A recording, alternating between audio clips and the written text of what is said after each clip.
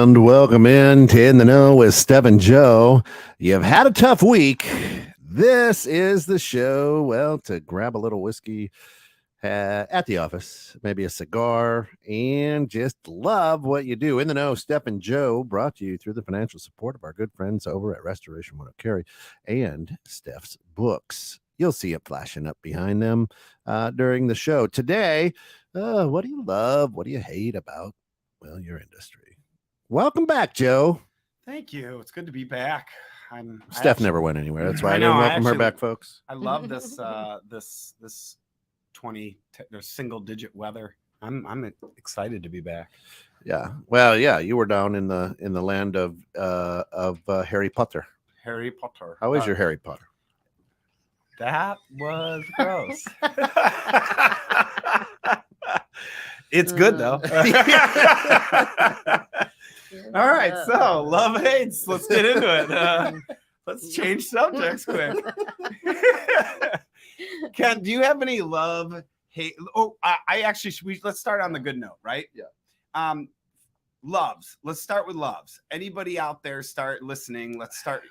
Post some loves about your industry that you love. What you absolutely love about it. Yeah, Ken, what do you love about this industry? I love the all the content that comes our way. I mean, 216 Studios. We want to be the number one podcast creative platform in the world. So when I can just tune in and just hear great content all the time, and I can control that. So if it's crap content, I go, yeah, we don't want that. Right. So that's what I love about this industry is just the ability to have good stuff. Great shows like In the Know stuff. See, I love this industry right here specifically because when you listen to a podcast and the people get into it and listen to it and laugh with you, right? And you're having a good time, to me, spreading that joy, right? Whether it's, through just a good joke or everybody's actually enjoying the topic. That to me is kind of something fun I like doing about this. What about this industry? Or just we could shift to your industry if you want. For the podcast stuff, I like being able to not be in front of a computer just sitting there staring at the screen. I like to be able to show a little bit of my personality and be able to, have a little fun with it. And it's a nice way to end the week for me. I was gonna say the timing for this is like perfect because it's right at the end of the week. It's perfect ending. Yeah. Easy to do. Good bow on that package. Right. But hopefully we still deliver some content. You do. You guys are the most listened to 3:00 show on Friday we have. We're the only show at 3:00. It's like my son is my favorite son. Yeah. Okay. Your I can't only say son. that about my daughter. You can't say that about yours. Yeah, I can't do the same thing with my sons. I got two. Or my daughter. My daughter, right. Yeah. Well, it is what it is. So for our company, Karen and I, she threw me a bunch of them. I'm going to throw some in, but I'm going to read basically what she has for loves.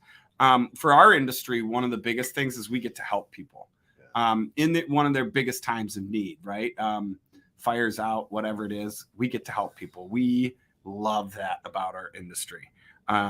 Try and make a bad situation better. I guess that's kind of one of the best things about our industry is to be able to help people during a time of crisis. But that also comes with some negatives, which we could talk later about. We also have a bunch of young people that we get to help grow up. I could say, they're learning. They can be mentored by us as what seems like young adults, because I don't feel like an adult yet. I don't feel like I'm adulting yet. But we can help those young people gain confidence. And that to me is something that I love to do. Like your employees, right? Now that you got some employees under you, they're learning, right? And they're growing as human beings, whether it be in your industry specifically or as a person, because they never held a steady job or almost like a career job, what could be a career job, right? Or maybe they have and they just haven't had a great boss, so they really like you. Maybe. Maybe. So do you think some of your loves, do you think they're also some of your hates? Because I feel like some of mine are both. Mm-hmm. Like I feel like, Yes. like for an example, like I love the fact that with bookkeeping, it is kind of the wild, wild west because we're not held to the same standards and regulations and guidelines and continuing education requirements and stuff as a CPA or an EA. But we still need to be, pretty well educated in order to provide and complete the deliverable for a client. But I kind of like that we are able to provide a service that we don't like. You can talk freely to us as your bookkeeper, and you might not be able to talk as freely to your CPA because they heard what you said, kind of thing. So I feel like I love that, but then I also hate that because then I feel like it drives the talent pool down because people then don't put the same effort into their continuing education that we do at Steph's Books. Yes. So your competition might be a little different, and that might make, because it's the Wild Wild West, you could literally inherit a pile of literally like a pile of crap. Right. Well, okay. So here, I'm going to ask the both of you guys. Okay. What does a bookkeeper do? Because I feel like I could ask that to anybody. Not one person's going to give me the same answer, and not one person truly knows the difference between a bookkeeper, an admin, a payroll specialist, accounts payable clerk, a CPA. Like, I feel like people don't know. So what do you think a bookkeeper is? You want to go first? Do you want me to? The keeper of the book. So clearly I should have answered first. That's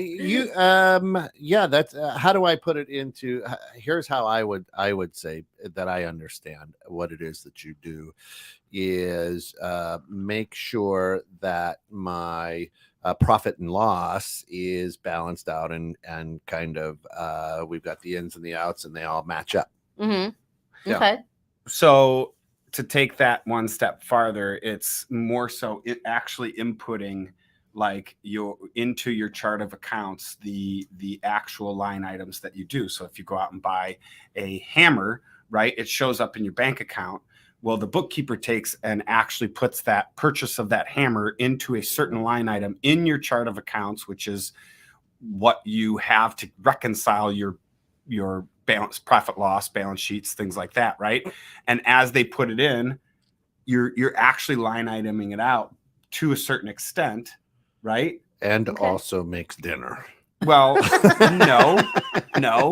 And then so that way, once we go and actually run our accounts, they're all actually reconciled properly. Yeah. So like this, like that whole thing is like one thing, like my biggest like pain point in my industry that nobody knows and everybody lumps like an admin, so then you have people that specialize in certain components of the bookkeeping sector, like accounts payable, accounts receivable, payroll. There's so many different spider webs of that.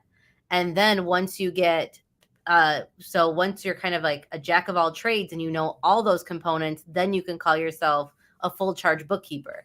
Then the next step is when you understand the journal entries and amortization schedules and depreciation schedules, then you could technically call yourself a staff accountant. Then you go from that to then becoming a controller who oversees the whole accounting department, and everybody kind of specializes in their own territory. Then next step up of that is the CPA. So was I right? So like, it's just like. Was I right? Wait, you were not right. We know you were not right. I think so. Okay. Right. So it's like, what do you do? We do. Let's clarify it. So technically, with my skill set in most states, I could call myself an accountant. But because I don't have my CPA and I just have a bachelor's degree, I cannot call myself an accountant in every state because some state laws require you to have the CPA. Education, so that's why I have to call myself a bookkeeper. But you were in my office when Dave Bungie came by and we were chatting about a client or a situation and comparing notes on something. And he said that I You should downplay myself by calling myself a bookkeeper versus calling myself an accountant. So, so it's like a very big struggle in my industry, because I feel like the price and the fees that we charge, sometimes people are like, oh my gosh, I could get my cousin to do it for $20 an hour, but that's not, you're hiring a data entry person at $20 an hour. You're not hiring the knowledge and experience. Right. Exactly. So now my question to you would be, is this a hate in your industry that you could change? I think so. I think that there should be other additional certificates for bookkeepers and continuing education structure, the same way that there is for an EA and a CPA, because it's a big frustration for CPAs to work with bookkeepers that are not properly trained to be a bookkeeper, that they're more of an admin, and then they refer to the deliverable as garbage in, garbage out, and it costs them a lot of time to then fix that work, and they can't communicate in accountantese to somebody that doesn't understand the debits and credits and the credits and the debits and the this and the that. Accountantese. Yes, that's what I call it when I talk to the CPAs. So it's like, I feel like they should create some type of structure, continuing education. I should get credit for those credit hours that we do every year for continuing education, but I don't, because I'm not a CPA. So nobody knows that I take that that I take 10 credit hours or 12 credit hours. And you go to conferences for certain things, and that's where you get those. Well, yeah. And that is a hate, but you also love that because. Well, I love it because there's no rules then. So I could just do whatever I want to do, and then if something happens, I'm like, oh, I'm just a bookkeeper. My bad. Well, how does that? Well, all right. Let's just keep moving. Do you have any other hates or loves in your industry besides that? Like when you can reconcile somebody's books that they're like just in such disarray, is that something that you maybe not because of them, like the joy that they get, because they then have to write you a check and they don't always see joy in that, but the fact that you can, like, in my mind, if I was doing that, I would love to solve a puzzle or untangle the biggest fishing string ball. Right. I mean, I like the challenge of the really big cleanup jobs, because those are always, take the most effort and thought process. When we already have an established client and then we're doing the same kind of thing every month, it gets a little mundane, blah. Yeah. But I love that I could work within however many different industries I want to learn. I'm not limited in a box. We have, over 100 clients, and I have, probably 30 different industries that we work in. That's awesome. Right. That makes sense. Okay. So for us, I mentioned that we love being the company that helps people in a bad situation. The hate that comes with that, the mental weight and pressure that comes with that, right? Like these people are either falling apart or they're really stressed out and they pass it on to us, or, they need everything right now. And so we have to rush to get it done right now. So the mental stress and everything that comes with helping people in that kind of situation, because it's kind of hard not to take on the anguish of your clients. Yeah, I remember when Carrie came on and did a show. I think it was just her and I. And she was talking about a situation in the green room of a client of yours that you guys were dealing with, and it really affected her. Yeah, emotionally. Like she felt that person's emotion. So yeah, we've had a couple of those that hit her hard. Or somebody just we have to deal with an adjuster that's not the greatest to deal with, and that adjuster may be like, I'm not doing this, I'm not doing that, and she feels personally attacked because we're trying to advocate for the client, and this person, guy, gal, whoever, should be advocating for the client as the adjuster, yet, we're all button heads on what should be done. So it's a little annoying, but I guess that kind of comes with the territory of what we do. The other one was emergency work. When we deal with it in the beginning, we rush. We have all that kind of like, our guys are running, they're doing great, they feel good. But then at the back end of it, it's like, oh my gosh, now we're all exhausted. Like everybody just gets so worn out. And it's, you got to like be like, all right, see you guys all tomorrow morning. Good game. Let's do it again. Yeah, right. Exactly. Let's do it again. I don't know. I mean, I feel like it, no matter what the industry, right? Let's take, I don't know, a fast food joint. Fast food is you set something somewhere, relatively speaking, people are going to start driving right through your drive-through and get food because they just do that. Yeah, I mean, when I worked at Burger King when I was 15, I worked the drive-through, so I was the order taker in the drive-through, and I would find myself sometimes, like if I worked like a couple long shifts, I would find myself sleeping like when I was at home, and I would hear the beeping in my ear of when the car, and I would be like poking myself like in the cheek when I wake up to try and stop like to answer the thing that would be from, annoying. Like the lunch rush or whatever, so like I would hate that. Sometimes you have those like stressors and things that when I'm so happy I never worked. Really? I never worked. That was one of my like favorite jobs. You didn't either? Never. Really? Did you work in a restaurant?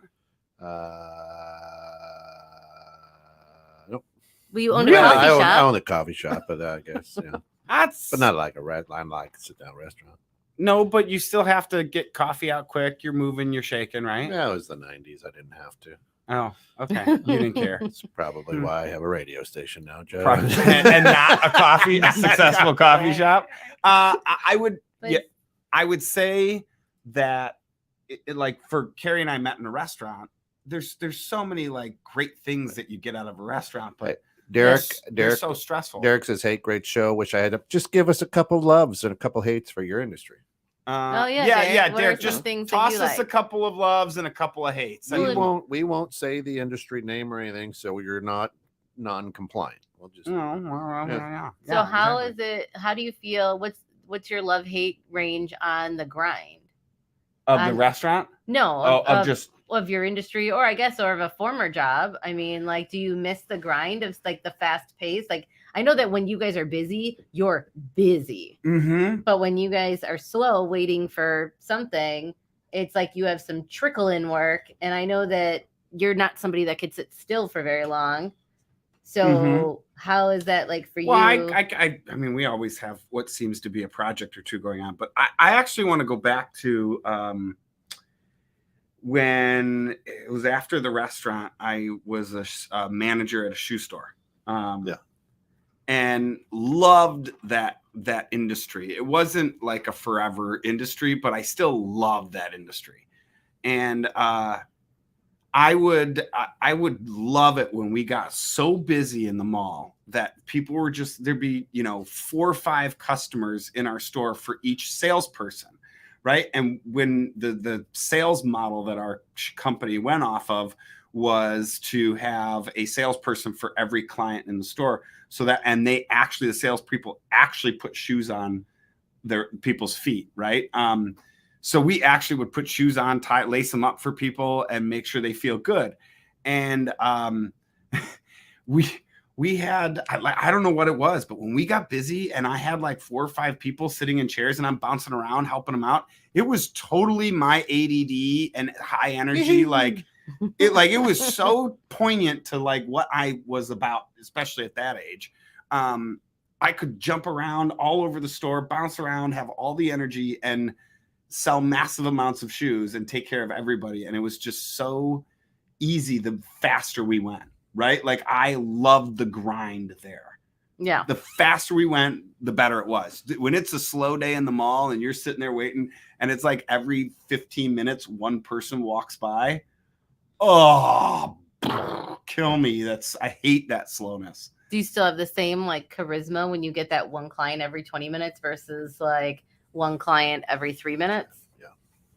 Just for some of our listeners out there, the mall was a building much like Amazon.com. You would actually go and visit it. I would imagine that we don't have that many Gen Zers here listening. So I should not. It used to hold the old country buffet. If there's any Gen Zers out there, please let us know if you know what a mall is. But I doubt we have any Gen Zers listening. See, but here's what I'll tell you. I think you loved that because of your age. The mall was hip. You were there. No, our mall was not hip. Malls were hip at the time. No, I was in the smallest, podunkiest town malls. That it was. But you literally had a like bunch of people that would come 20 in. feet. Well, on sale days. Yeah. Right? Like, yeah. Well, that's when everybody comes That's in. what I'm saying. Nobody wants to shop on full price day. If you were there today at your age, you'd be like, "This is a bunch. I hate these busy days." So I think a lot of your love or hates where you're at in life. That's a fair point. Could be, however, I don't know. Energy. When I was 20, I loved working concrete.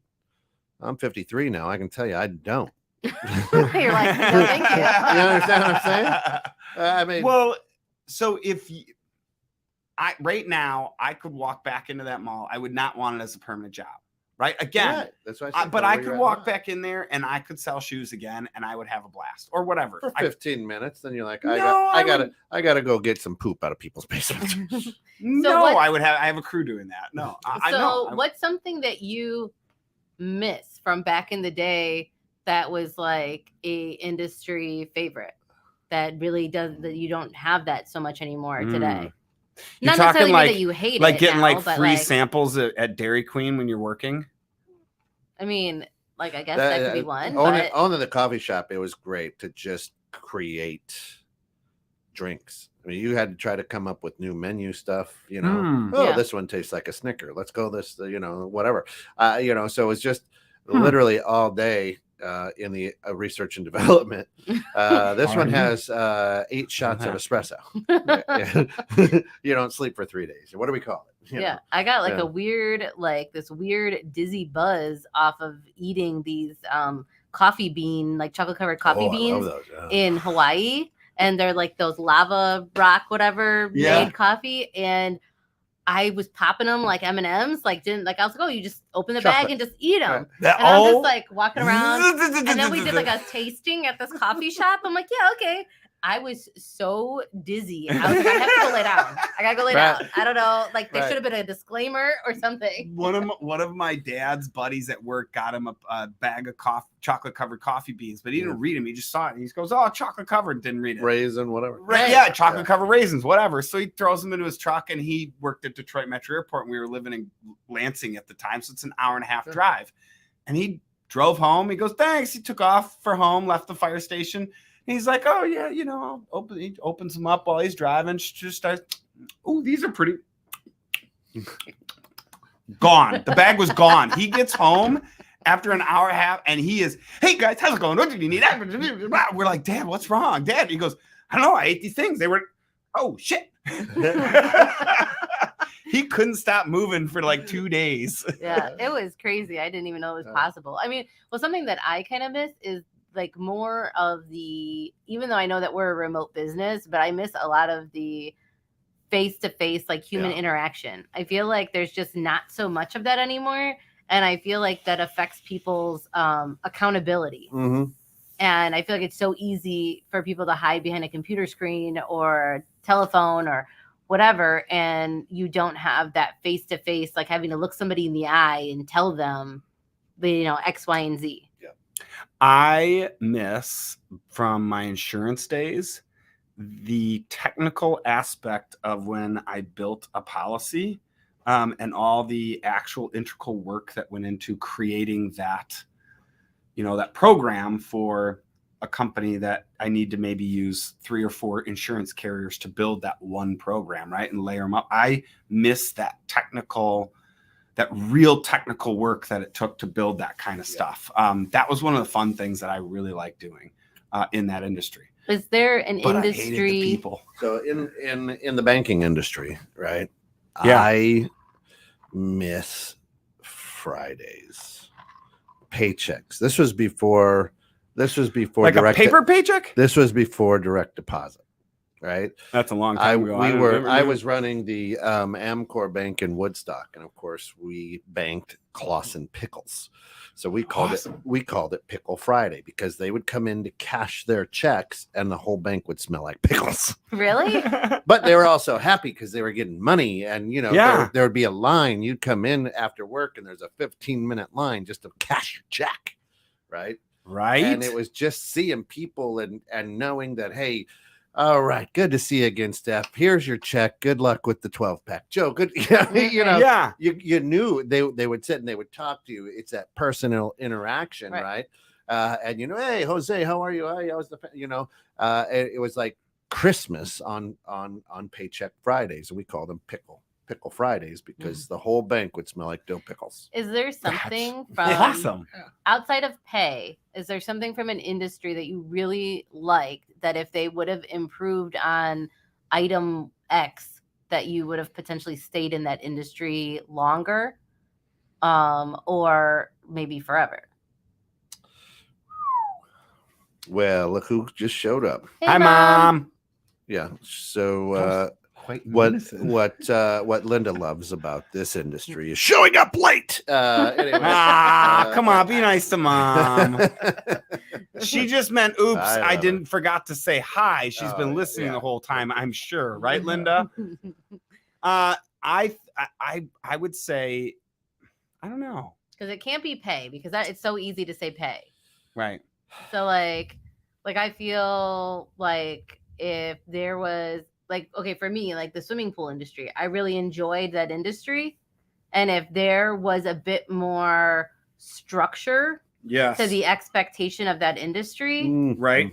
I think that I would have probably stayed in it a little bit longer because I like the whole black and white thing and not so much the gray area, just because of the way my mind works.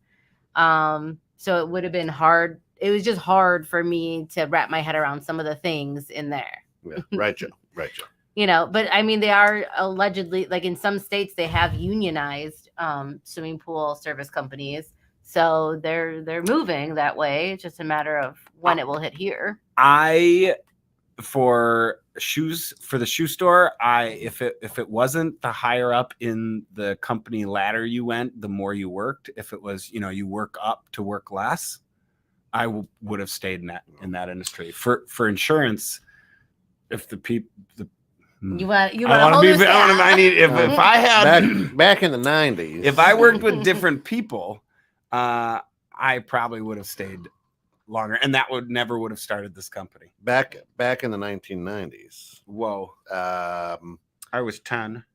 There was really, and a lot of people say this is people could smoke indoors. Yes, and people love a cigarette and a coffee. So all day people would come in and have a cigarette and a coffee, and then did you have a smoking section? The whole place. I mean. Well, I know that's that like was before they put the half wall. Well, fake plants. When we worked to make you feel better. When Carrie and I worked in Carrabba's, the bar section was the smoking section. But there's no wall if you're sitting on the edge. I mean, no, because people were hanging out. It didn't matter. Yeah, people were hanging out on the leather couches smoking. And then they got rid of. They banned the smoking. I mean, that was kind of the thing. People loved that, and in sales, especially in insurance sales, right? If somebody lit a cigarette up, they're pretty comfortable with you. Is there an industry that you hated so much that no matter what amount of money, you would never go back? Well, what's yours? Oh, you want me to say it? Yeah. Well, don't say the name of the business. The industry. Just the industry. I'm gonna go used car sales. There you go. I would never go back to that. Ever. Multi-level marketing. You did that? Oh, good one. I've done that too. Yeah, I would never. Back in the 90s, that was the thing. Everybody's done it. No, First off, I think. No, it freaked me out. I got an interview at a company that did multi-level marketing. Yeah. And I went to the building and it was like 6 other people at the same exact interview time. And then we sat in these like chairs and this guy was talking and it weirded me out and I just left. Like I didn't understand what we were doing. Yeah. Like I didn't feel like it was so personalized. He's out to recruiting me. and saving his time to just do one. That's it. It's not even really an interview. I feel like it wasn't about me, so I was just like I didn't get it. You didn't like that it wasn't an exclusive interview. Yes, I deserve an exclusive. So here's actually my thought on this because I think every person, especially nowadays, every person, and I'm gonna go off of generation. Obviously, this is a big generalization, but we know Gen X are tough as nails, right? We know Gen Y is we're a little easier, and then Gen Z they're really soft, right?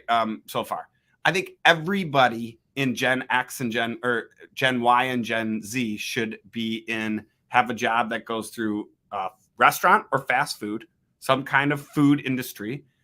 They should all have some kind of what we're just like a physical job, like a manual labor, right? And then I think all of them should have a job where they have to like direct sales. What? Direct sales. Like multi. Yeah. I think they should all like, try. That's what it's called now. Direct sales. Direct sales. Just so that way they get an idea of the extremes that they could go through for work, and then that way they're happier when they land at something and not go, well, I'm making $40,000 as a 24 25-year-old and I live with my parents. I don't like this. I deserve 80. I mean, right now outside of the radio industry, one of the things that I hate about the lending industry is it's out of my control. There's too many factors out of my control, right? I get a good person. Maybe the inspection's bad. Oh, that deal falls through. Maybe we get them and the underwriters go, no, don't like them. Right? Not my control. Right. Yeah. Right. So it's a very stressful, weird industry in the fact that it's very rewarding, but at the same time, it's like shooting darts in the dark. That was if you know the underwriters, you know their appetite, right? Like that was the same with insurance for me. Was I had to go to the right underwriter. I was a broker. I had to do that. It's sales. You keep sending me deals. We're gonna land them, right? I'm gonna get you to my best deal. I have to know where to send it. You give me the best people, I can get you the best deal. You start sending me crappy people. I mean, like I would never go back into subprime lending. That's one industry. Like I would go back to cleaning. Yeah, I would not do that. Like bathrooms at a construction site because I did that at younger age at 14.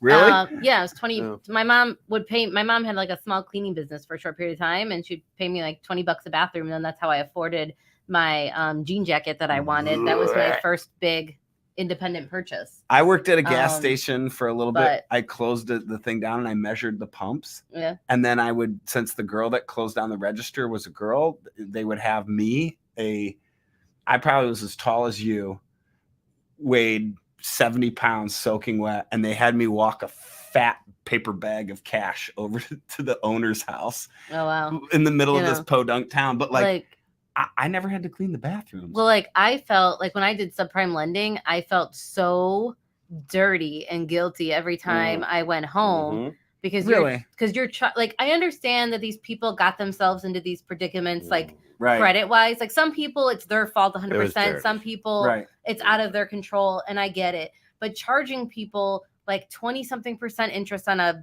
$3,000 car, then you got to tack on the gap policy, then you got to tack on this insurance, then you got to tack on this, and then we had to meet a quota of so many upsales and sales. So then you're like this $3,000 car payment is like $400 when you're said and done. And then how do you expect them to not? And then you call them in 6 months ago. Hey, I got good news. We could skip a payment. Yeah, and, like and roll them all over again. like it's Yeah. just, like It's it's just dirty. things like that, or when people would That come in to sucks. do like a personal Roll them like dirty. payday loan, and you take their car title and they just need money for like Christmas gifts, Right. and then they're like so grateful that you gave them the loan Mhm. at like 27% interest, and they hug you. Like I just felt so gross, Yeah, like okay. working in that industry. That's no One of- matter what they paid me, I couldn't One go of back my to it. one of my Hey favorite. Frank. Hey, Frank. Frank Kostic is in, everybody, and it's room 383. Listen, No, it's room 216. yeah, one of the best jobs I ever had was after my coffee shop closed, and I went to work for Pepper's Bedroom City and sold waterbeds.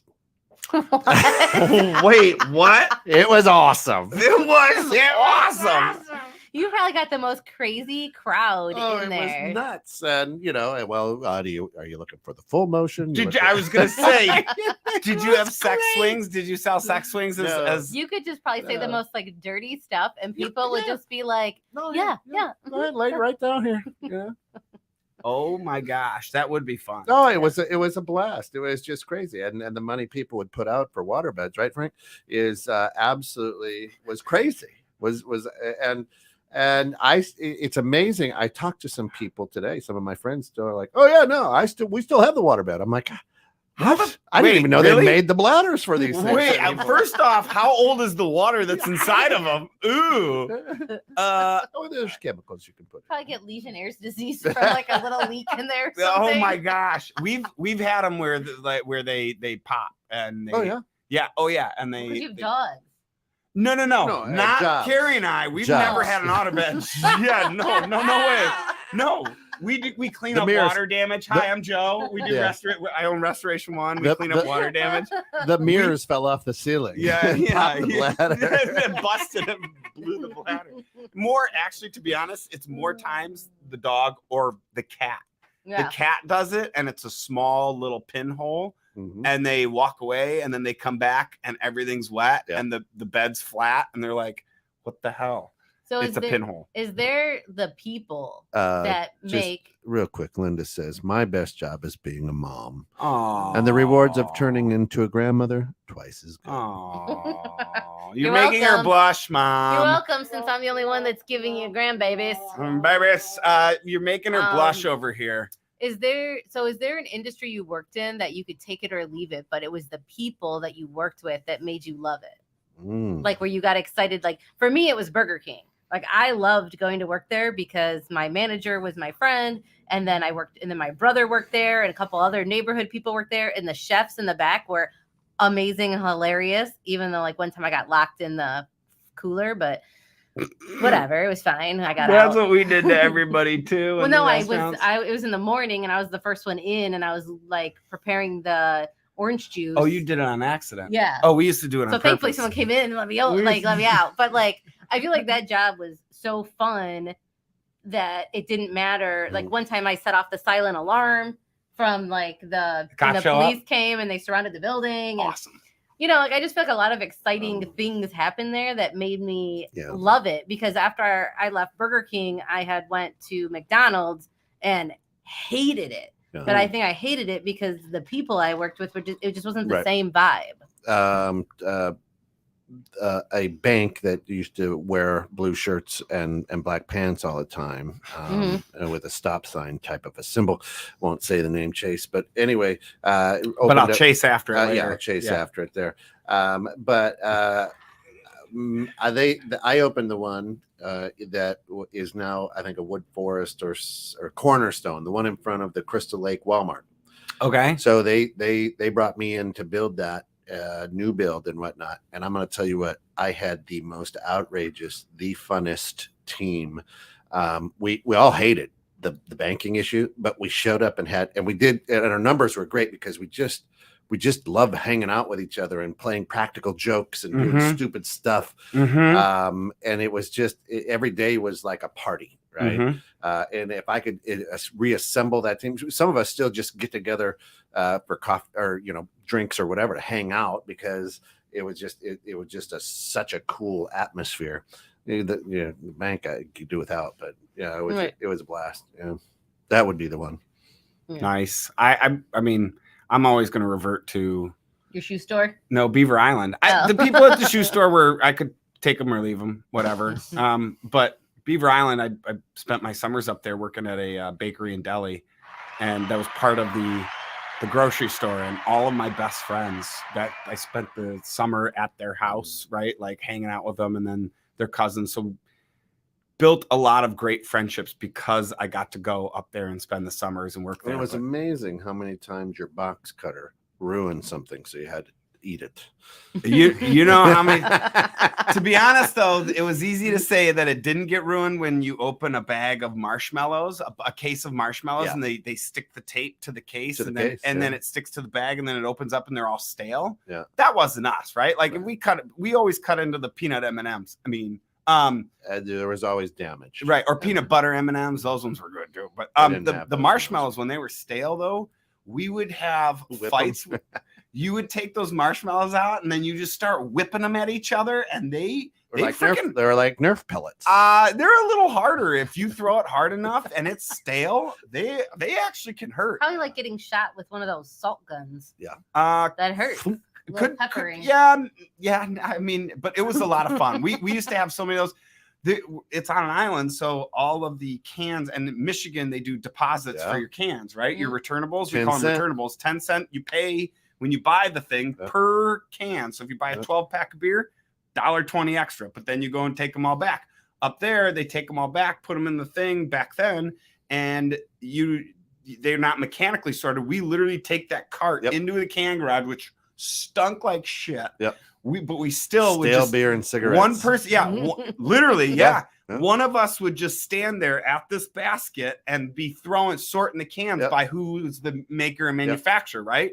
And then the other people would be loading it and changing out the bags as we'd fill up bags. And we'd have like 2 or 3 of us in there. We'd turn on the music. We'd bullshit. We'd laugh. We could yell, scream, whatever. And that was my first job, actually, with Hy-Vee. I was the bottle boy. Mm-hmm. Sorting bottles and cans. Yeah. Really? Mm-hmm. So a follow-up Nobody knows that. No.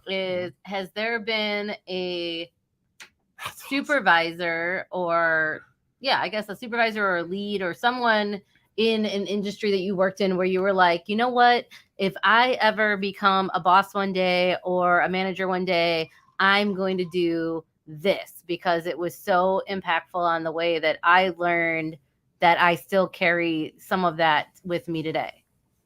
Yes. And what is it? It was, I couldn't, yes, I would say, so I had the shoe store when I first started. The guy that managed me before I got my own store, he was, he just had a blast about him, right? It didn't matter. He just had fun. It was like you said, those games you play, right? In a shoe store, every shoe comes with like that little fluff of paper, right? Like the toe right? Jam. Yeah, exactly. I don't want to call it that, but we'd pull those out and you crumple them up and just whip it at somebody, right? A pair of socks. We'd have a pair of socks. So you're saying that like the lightheartedness, not whipping things at your staff, but it was the lightheartedness. Well, I mean, is what you kind of took from that. It's the banter, it's the play, it's the light. It is having fun. Right, in your industry. Yeah, I'm not going to go and throw something metal at one of my employees, but they have these Orby guns. You know what those are? You know the Orbeez? They're like the little jelly things that are like this big. They have little Orby guns, and they literally are they just blast each other with them while they're walking through the shop, right? Because they're fun. And so, yes, the lighthearted banter to me is a blast, right? Nerf darts. Just to be able to go around and joke a lot. That was, to me, it makes any kind of stressful job that much easier, right? The jokes to me are what take your mind off of what you may hate about your industry that you can't control, right? Like in the banking industry, you said you can't control what an underwriter does or what a person's credit is, or if somebody backs out of a sale or whatever it may be. Right. But to get by that, you can joke around, have fun, and enjoy yourself to get your mind away from the things that you hate about that industry. I guess that would be my thought. You?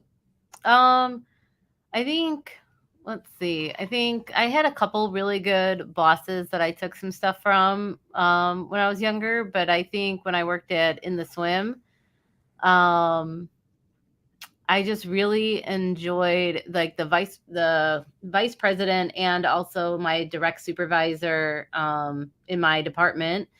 They were just very calm all the time.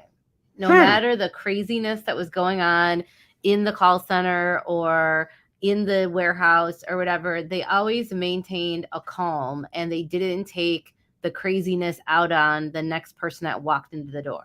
I like that. Like you could walk into their office, you could have a conversation, and it was like your individual conversation, and they didn't let the craziness control the conversation. Like, and I try hard with my staff to control, like if I'm feeling like frustrated that day or just overwhelmed with just things that are going on, I try and give them the calm and the respect and the conversation that they're asking for when they're asking me a question versus giving them like the brush off or being snippy or whatever. I was going to say, I can't see you getting like jacked with energy where, you know, like, so what's not calm to you? Snippy or short or brushing you off. Yeah, that makes sense. Calm is just a weird word because I'm like, well, it doesn't matter. You're always calm. Yeah. Even if you're snippy, you're calm. Even if you're calm, right? Yeah. Like, so, I mean, usually you know when the problem is really coming if I'm quiet. Like if I stop talking and it's just dead silence, or then it's the calm before the storm, and then you know, may the odds ever be in your favor then at that point. Okay, so anything that you would not take that you hate from somebody in an industry that you're like, ooh, I'm not doing that, and I learned that I don't want to do that. Cutting down my employees or my supervisors in front of other staff members or clients. I had a manager that did that to me and other people on numerous occasions, and then that just dissolves that layer of trust that the client has with your front line. But then also when they treat you a certain way in front of other employees and you're supposed to be a manager, the other employees are never going to respect you and they're always going to roundhouse you. So I would never. So if my manager or like when we get to that level of business where we have a middleman or woman in that situation, I would never cut them down in front of the employee, whether I agreed with them or not agreed with them. It would be a side conversation that we would have behind closed doors. Word. Okay. So that's something that I learned that I don't like and I don't want to happen to me. Totally. So I wouldn't want to do it to somebody else. Mine's kind of along those lines, although it wasn't even cutting an employee down. I had a team boss that he would cut people down, but his thing was he knew everything. Yeah. Right? So I started in the industry maybe 6 months after him. And within 2 or 3 years, I knew substantially more than he did with regards to certain parts of our business. Not the whole part, but he never took the time to, or I had to literally pound it into his head that I know what I'm doing and I'm doing it right. Right. So like you don't like the micromanaging. It wasn't even. Or if you're going to micromanage, you better be right. More so, yeah. Like if you're gonna tell me no, you're doing it this way. But I can tell you for a fact that it's the wrong way, and this is why. And then they go, oh, okay, well then yeah, do it your way. And then later on, they completely forget and go, why aren't we doing it this way? Because that's wrong. And don't you remember? Right? Like that to me, it was beating my head against the wall for someone that literally just doesn't pay attention to what's going on around them. Right? Literally, that was the reason I left that industry and started Restoration One, was because I had to constantly keep explaining the right way to my boss. So this is kind of slightly off topic, but would you or do you ever want like give your employees the anonymous survey for them to give feedback, like open feedback about you or the industry or the company or the this or the that, like company or employee, supervisor? Totally. Do you feel like they answer that honestly? Do you feel like it makes it a more well-rounded work environment for them because they feel because heard? we leave it anonymous, one. That's very important. And then two, we also let them talk highly of each other. And that was actually one of the things that we found, not to like blow past the surveys, but yeah, we've gotten great feedback from the surveys. They really do. If you're not giving your employees an anonymous survey, although if you have one or two employees, it's kind of hard to give an anonymous survey. Right. But if you have a group of employees, yeah, you can do it, especially if you do it electronically where you don't know their handwriting. I think it's totally worth it. We actually reached out to our employees and asked them we wrote all the employees down and printed it out and gave it to each employee, a sheet to each employee with all the lists, and told them to write something nice about the other employees that they work with. And the responses were amazing. Carrie like put them all together, and again, it was anonymous, but would take one employee and read all the things that everybody in the company said about that one employee. And you could see that they are like beaming with joy, and right, like they didn't know that people, even if it was as simple as this person keeps the van really tidy, right? Or this person always comes in happy. It was such a confidence builder for our employees that it was just absolutely amazing. That to me was more powerful than getting the feedback, although the feedback always helps. If you're not getting feedback, you're an idiot. But I don't know. Go ahead. I don't know. To me, I think it's more about making sure that everybody's talking to each other throughout the company, because I was going to say, when you mentioned the people what company, whether or not money, this one too, right? Like our company now, we have the best people working for us. So I'm really pumped. I would never want to leave this company. If I could take this company and just take the people in it and duplicate it into any industry, I would do. It doesn't matter what industry we're in. The people that we work with are awesome, and I would never. It doesn't matter the industry to me. I don't think they could be good attorneys. So the industry does matter. They don't have They don't have their law degree. I mean, we could get them their law degree. Right? Like we could figure it out, but like that's what I'm saying is I don't think they could be a good bookkeeper because they don't know what the hell a bookkeeper does. Well, no. All right, fair enough. With proper training and then I got your back. I see the ability. I got your six. Ask in the next interview question. Like the next time I have somebody actually show up for an interview, which that's something that I hate about our industry, but I don't know if that's like a national problem right now, but we've scheduled like 20 interviews and only 2 people have actually physically shown up. Wow. I have been blown off. Like they don't even say I'm not coming. Like no, that is they don't even understand. So they didn't even quiet quit. They didn't even quiet quit. They quietly didn't show up. But like they don't even understand or care that like I had to pay for that. Like you have to pay in person on Indeed or ZipRecruiter or LinkedIn or this or that.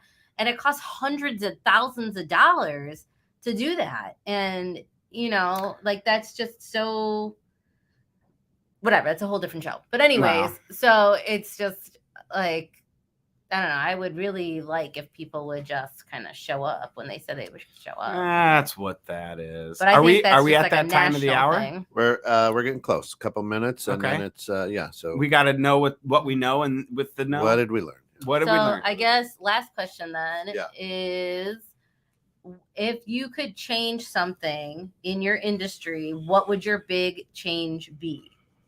Without, so if there was no rule or whatever, you could change one thing, what would it be? The billing process, how we get paid. Okay, that's fair. I'm going to leave it general like that, so that way, that's the toughest thing about our industry is how we get paid and the way we get paid. And if we could change that, that would be what we would do. Okay. That'd be what I change. And I'm sure Carrie would say amen to that. Go ahead. What would you change?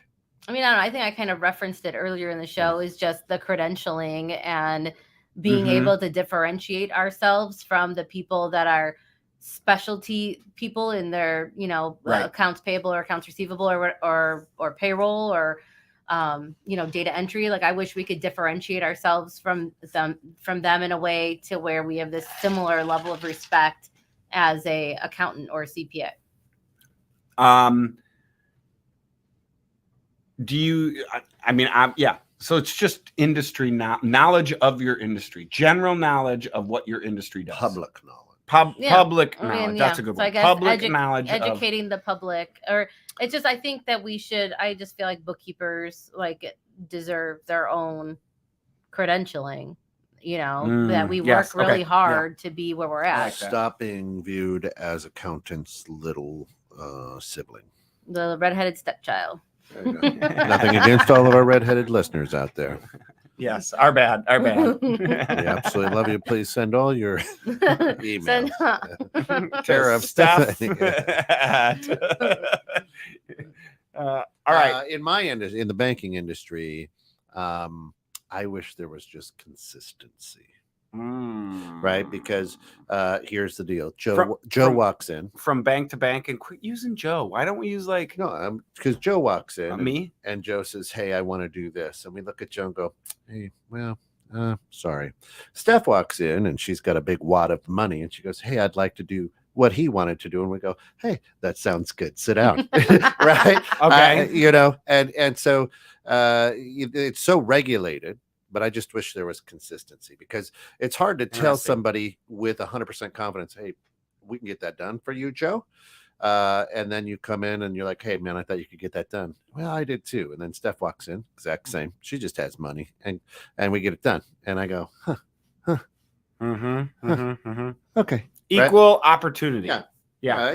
Everything's different, but and it's different between bank and bank. You get a huge financial institution, and they can hide a lot of things, right? So I can say, "Hey, we can get that done." It's called flexibility. Yeah, exactly. Right. Or there's no way you're ever going to get that done. They come back and go, "Well, these people did it." Yeah. Right. Right. Exactly. All right. Yeah. All right. Ready? Yeah. This is the part of the show where we say, "What did we learn? What did we learn today? What'd you learn, Joe?" Today. And also all the listeners, what did you learn? You could also chime in. Yeah. Let us know. Today I learned that I was fond way more than I thought. As I looked back, I was way more fond of the hustle in the shoe store than I thought I was. The grind. Right? When we were talking about the grind, and I was thinking about when did it, in all the industries I've been in, when was I the busiest? That was when it was the busiest. Which one did I like? And the shoe store was it. When we were the busiest in the shoe store, I love that. Maybe it's just the smell of rotten feet. I had a nice little foot odor spray that I could get rid of all that pretty quick. Sweaty feet. And you're touching them. I was all right with that. Feet are gross. You don't like feet? No. Oh, that's too bad. Love shoes. Hate feet. Yay. Hey, Steph, what did we learn today?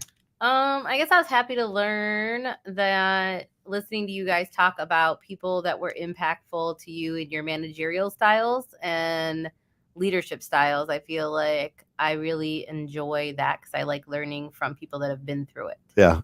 I learned that I've got to go back and listen to about 10 minutes of this, because when that question came up, I thought of the individual. So I started looking on LinkedIn. I was like, "Oh, I wonder what happened,"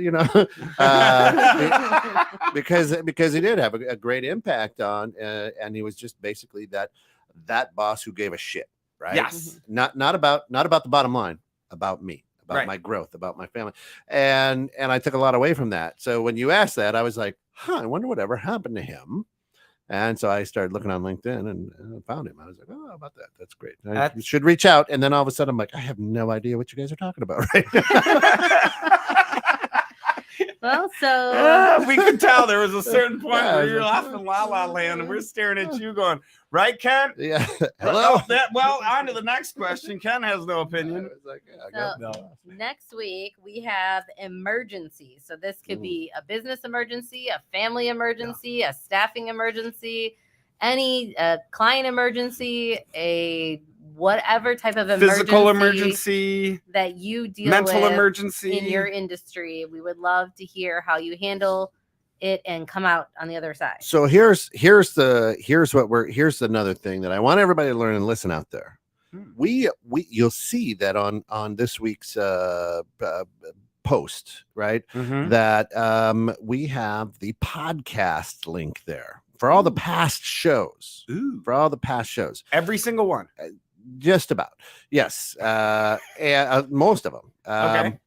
But here's what we need. We need about 500 listens, right? I mean, we want to pump this thing up because then it'll go out to like 10, 12 different platforms. And If we get to 500 listens, yeah, we hit more platforms. yes, Please. So if we here's what we'll do for the 500th. Mm. We will share a drink of whatever is in the Dixie cups. With who? The 500 listener. Oh, we're gonna actually just say what's in the cups. Well, Oh, no. we're gonna toast the 500th Yeah, listener? yeah. Okay. And- Yeah, we'll bring them in. Yeah. Yeah. Can we do it. actually do that? Can we know who's the 500? I can You can track, find out. I can track IP. Yes. Freaking I've got Cotton, people. I've Let's got do people. this. I've got I people. feel like I hope we hit this for our show Yeah. on the 17th because it's inside jokes and we have Rob Clark from Above Par coming. This is gonna be great. So I feel like that show is going to be hilarious. Literally, let's hit 500 I real laugh. fast. He's like the meme king. I laugh at his posts 4 times a day. I'm just like, God, Do you know? this is great? I mean, I'm gonna save this for the show, but yes, He's awesome. I know. I feel like he has an inside joke with everybody. Everything. That's why when I said I think I text you, I go, we need to have Robert Clark on the Yeah, show it's gonna for be great. inside jokes. Mhm. And she's like, that would be amazing. I didn't even ask him yet. I'm like, I know. dude, you're coming on the show. What day do you want to be on? At the gala, he's like, "Hey," I'm like, "I know, dude." That's one we're all looking Yeah, forward to. yeah. This is gonna be a It's blast. gonna be Okay. so fun. So listen, I don't care if one person goes out there and listens to the show 500 times. I really don't care. All right. Listen, I'll put some It's on that post. It's right there. It's ITK right in the know. So ITK dash with dash Steph dash and dash Joe. But you can do copy you it does one and listen to one episode? Is that a listen? That's a listen. And so if I listen to all the episodes and we have 50 episodes, that's 50 listens. That's 50 listens. Mm. Yeah. We actually have more now, don't we? Yeah. Oh yeah. Okay. Yeah. This is like We have like this is like 100 plus. yeah. Yeah. No, There's we're not there yet. well, yeah, we're close. Yeah. We've been doing it for over a year, so Yeah. yeah. And then yeah, plus there's if 52 there's any weeks, but we Yeah. do some reruns. if there's Yeah. any historical stuff from Oh, yeah. before the In the Know, Yeah. then yeah. Wow, we could. Yeah. We should have a celebration on our 100th episode. But it's great. Hey, you're going to work out. Nothing like working out within the know. Steph and Joe. Just put it in your iPods That's it. and I mean, if you're treadmill working away. out, Jesse, if you're working out there in the morning, you better be listening to us. that's it. All right. Listen, we got to run. That's it for us. Thanks, In the know with guys. Steph and Joe. Be good, but more importantly, be good to one another.